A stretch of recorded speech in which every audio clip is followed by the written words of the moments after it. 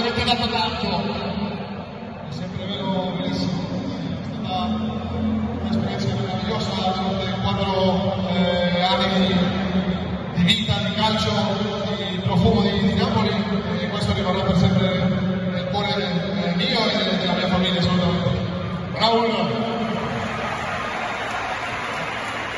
anche tu sei parte importante. Una emozione molto grande, no, per me, per la mia famiglia.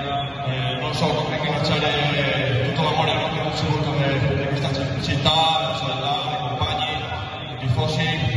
Penso che amiamo Napoli, la mia famiglia e io, e questo giorno per me era un sogno, no?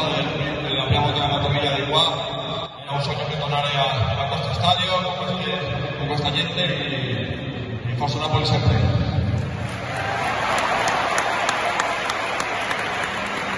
Grazie mille, grazie, a Paparella.